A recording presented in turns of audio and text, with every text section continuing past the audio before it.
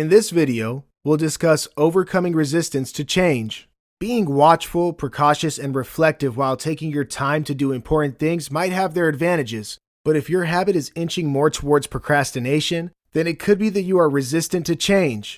And frankly speaking, you are not alone. Most people, in some way or the other, are resistant to change because of the level of uncertainty it brings with it. Recognizing any resistance to change. Truth is, most people hold many assumptions about change. They resist it because it is unknown and therefore frightening. It takes effort to act on changes, and some aren't so keen on putting in that effort.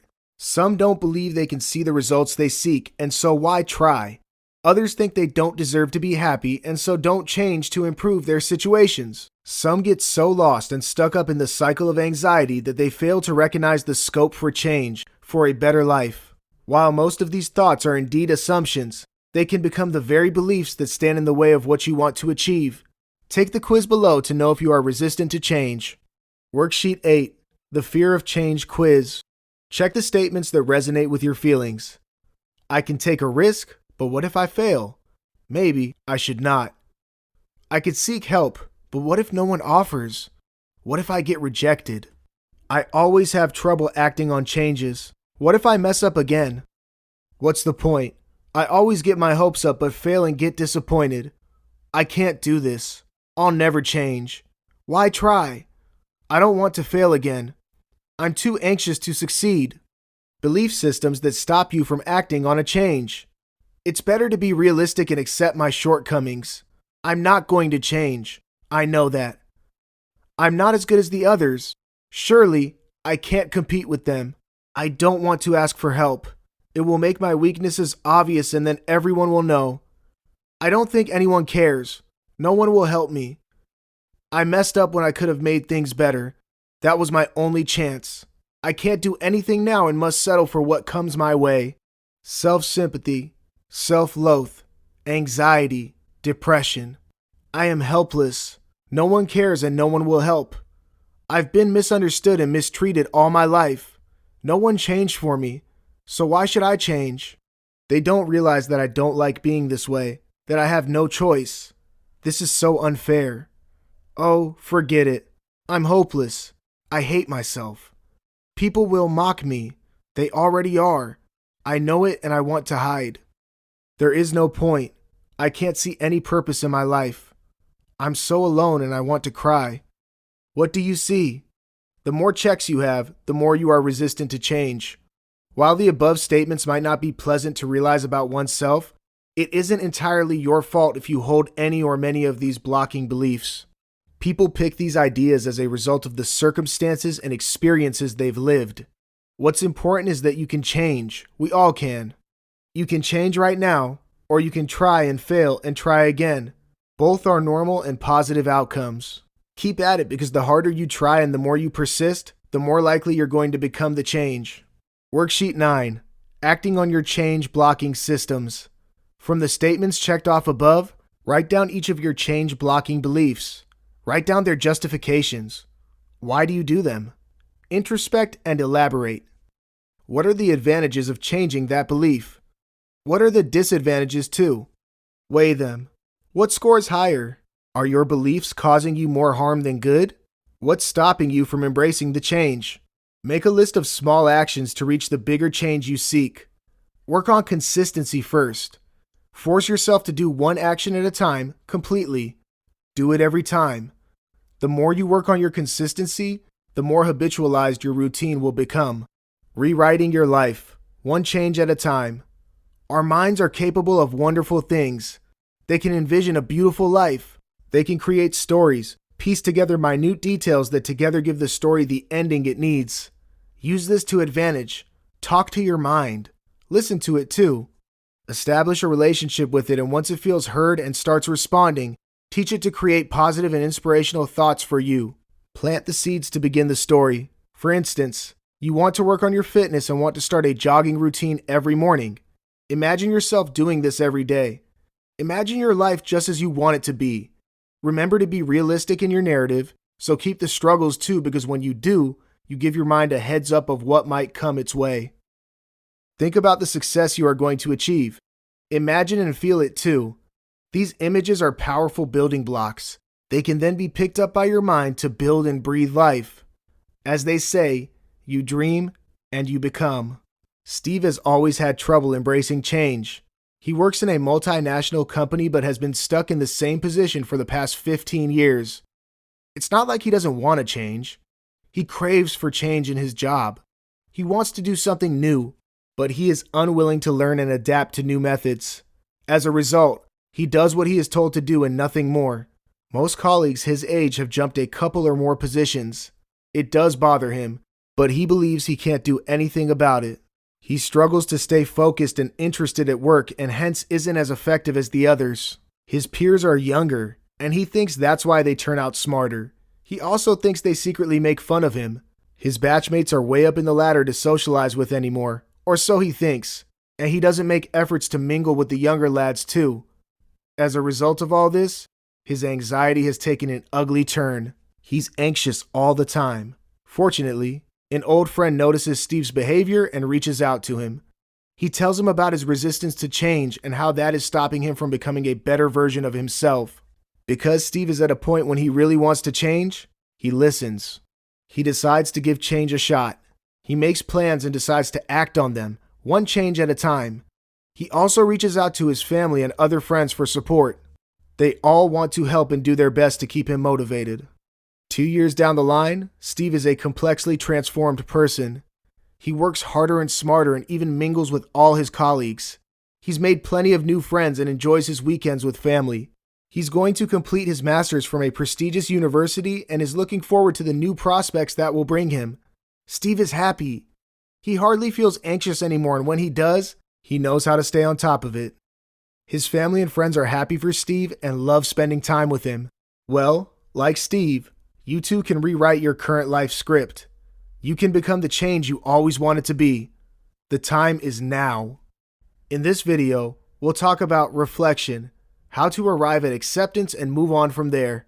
Managing and overcoming anxiety takes work, a lot of work through self-observation and introspection, which is why this video is filled with worksheets that help you ask the right questions and as a result find the right answers. This process isn't easy. It isn't quick either, but we guarantee that the rewards are long-lasting and worthy. In this chapter, we speak about reaching a place where you can accept your current situation and plan. We provide guidelines that help you reflect and reassess your situation, the reasons for it, and ways to manage it too. The first step to the process is to monitor your body's responses to events that bring on your anxiety. This step is vital because sometimes people don't realize they're going through an anxiety attack until they begin to experience some physical components of it. Once you are physically aware of what your body is going through, you can track your feelings and observe their relationship with each other. Finally, we show you how to become more aware of your present state of mind. We show you how to accept it and move on from there. Understanding your body signals. Daisy is a bit taken aback when her doctor diagnoses her with anxiety. Her doctor suggests she spend more time listening to her body, and so she tries to understand her body signals by writing down unpleasant physical sensations as she experiences them. What she discovers over a week surprises her. She realizes she is experiencing some of the telltale signs of anxiety. She decides to take control of it, and with the guidance of her doctor starts tuning in to find a way out of her dilemma. Worksheet 10. Tracking your body's signals. Here is a list of common bodily symptoms and signs of anxiety. Keep a track of any signs you experience for a week, along with the day you experienced it and the situation that led up to the experience.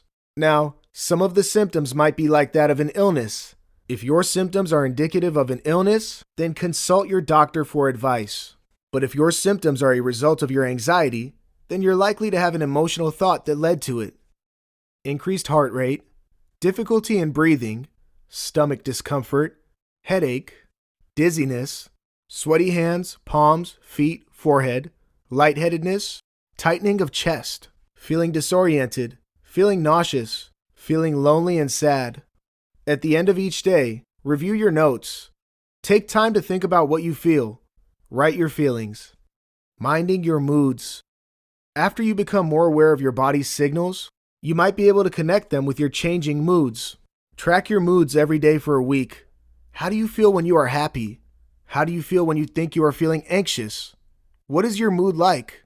How do you react to emotional situations? Can you identify it as you experience it? What are your thoughts at such a time? How much control do you have over your thoughts and responses? Your moods, too. Worksheet 11, Mood Tracker.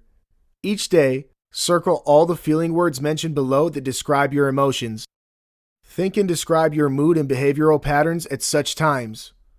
Describe the situations that led to it, your thoughts when you were experiencing it. Simply observe and describe your thoughts and reactions during the first week. Try and yield a level of control over any negative and unpleasant thoughts and moods during the second week. How are you feeling? Where are you now? Where do you want to be? Continue to balance your thoughts and mood swings. Do you see any progress? Where are you now? Where do you want to be? Rehabilitating your thoughts. Now that you've spent a little time with your mind and body, you might have a fair idea of what they're trying to tell you. This understanding will only get deeper and more intuitive as you understand yourself and your anxiety better, and you'll get there as you keep working on the worksheets. Finding acceptance. Now it's time to move on to the phase of acceptance. And to get there, you must first unearth and remove any distorted thought patterns that might be stopping you from moving on. What are distorted thought patterns? Distorted thoughts are thoughts that are disconnected and different from reality. They are thoughts you tell yourself to avoid reality. Here are some examples of distorted thought patterns. Expanding and shrinking.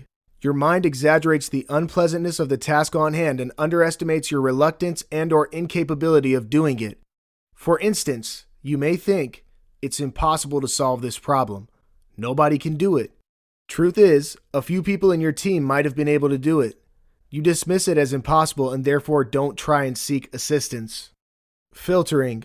Your mind filters out information and feedback to its inconvenience. For instance, you receive feedback on your performance. You have 3 good scores and 2 poor ones. Your mind can filter this either way. It can make you believe that you were good in 3, and so the other 2 don't matter, or it can make you ignore the 3 and focus on how miserable you are. Dismissing evidence. Your mind discards evidence that may challenge its negative narrative. For instance, you are preparing for an exam and are worried that the lessons you skipped might end up in the paper, and so, your mind dismisses it by believing it already knows that those lessons will be ignored. Generalizing. You look at a single, unpleasant incident and decide that the event represents a general, unrelenting trend. For instance, you tell your friends that they are never there for you and are always late when they might have missed a few events and are caring and punctual people. Presumptuous. You assume that you know what others are thinking without confirming it with them. For instance, you take it for granted that the other person might be okay with your choice of decisions for them. Emotional reasoning. If you're feeling something, then that is the truth, the reality. For instance, if you're afraid of something, then it must be dangerous for you. If you don't like working on your anxiety, then you believe that you cannot overcome it and therefore must settle with it. Unreliable forecasting. You assume a negative thought will manifest into reality. You fear driving, and so you convince yourself that you're likely to meet with an accident if you drive. Overcoming any distorted thought patterns. Worksheet 12, Distorted Thoughts Tracker. Reflect on the above table. Take time to truly reflect on each pattern. And when you are open and ready, spend time to check if you display any of them. You can also ask a close friend or relative to give you their honest opinion. Once you identify a pattern, mindfully try and avoid this every time you catch yourself falling into the trend. Again, seek assistance from loved ones if you can. Tracking your thoughts and looking for distortions in them helps put things in better perspective, which in turn starts improving your mood and reduces anxiety. So, stay honest and patient. Assessing your present and preparing a plan for the future. Now that you know your pitfalls and the stuck points that are stopping you from moving ahead, accept them without guilt or resentment. It makes the process of letting go of them easier. Face your problems and take action to change it. Assess your responsibility and determine your next steps. Start by replacing any negative thoughts with positive and constructive thoughts. Change your perspective. Become more aware of yourself and your surroundings, of the reality too. Stay honest and open to feedback and change. Distinguish the past from the present. Take direct action against problematic thoughts. Connect with now. Ask yourself, where are you now? Where do you want to be? Worksheet 13, Setting Goals. Can you think of anything that you want more than you fear? Your example could be anything from investing in a property, becoming more fit, creating stronger social ties, or it can be facing your fear itself. If you can't think of anything right now, don't rush through. Take time to let the question marinate for a few days, weeks, even months perhaps. Keep going back to it to see if you have something that aligns with your purpose in life. Write them down when they hit you, and they will. Great. Now you have your goals in front of you. What can stop you from achieving them? Nothing. The next few chapters will show you how.